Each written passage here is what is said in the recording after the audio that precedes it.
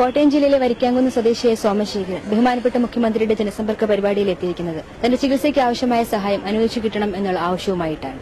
എന്റെ വീട് വൈക്കം താലൂക്കിലെ വെള്ളൂർ വില്ലേജ് വരിക്കാമെന്ന് വരയിലാണ് എന്റെ വീട്. വീടെന്ന് പറഞ്ഞു കഴിഞ്ഞാൽ എനിക്ക് സ്വന്തമായിട്ട് വീടില്ല, സ്ഥലവുമില്ല.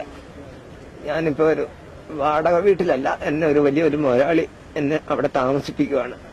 ഈ കഴിഞ്ഞ സെപ്റ്റംബർ 5-ാം തീയതി ഞാൻ എന്റെ ജോലിയുടെ തിരക്കിനിടയിൽ കെട്ടിടത്തിന്റെ പൊക്കത്തിൽ നിന്ന് ഷോക്കടിച്ചു. ഞാൻ വീണ് എന്റെ വളവെല്ല് പൊട്ടുകയും അത് ആ എല്ലിന്റെ ഇടവഴി ഞരമ്പ് കയറി ബ്ലോക്ക് ആവുകയും ബ്ലഡ് ക്ലോട്ട് ചെയ്ത് 24 ദിവസം ICU കടന്നതിന് ശേഷം 25-ാമത്തെ ദിവസം എന്നെ മെഡിക്കൽ കോളേജ് ആശുപത്രിയിൽ ഓപ്പറേഷൻ ചെയ്തു. പക്ഷെ എങ്കിലും എനിക്ക് സ്വന്തമായിട്ട് എണീക്കാനോ എന്റെ കൈക്കോ കാലിനോ സ്വാധീനമില്ല.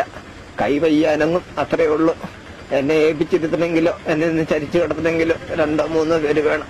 ഭക്ഷണം എല്ലാം തരുന്നത് ഏൽപ്പിച്ചിരുത്തിയാണ്. എന്റെ ദയനീയമായ അവസ്ഥ ഞാൻ മന്ത്രിയോട് പറഞ്ഞു. മന്ത്രി അന്നേരം പറഞ്ഞു 2 പേർക്കും പെൻഷൻ തരാമെന്നും എനിക്ക് പട്ടയം തരാമെന്നും സാമ്പത്തിക സഹായം തരാമെന്നും മന്ത്രി വാഗ്ദാനം ചെയ്തിട്ട് പോയി.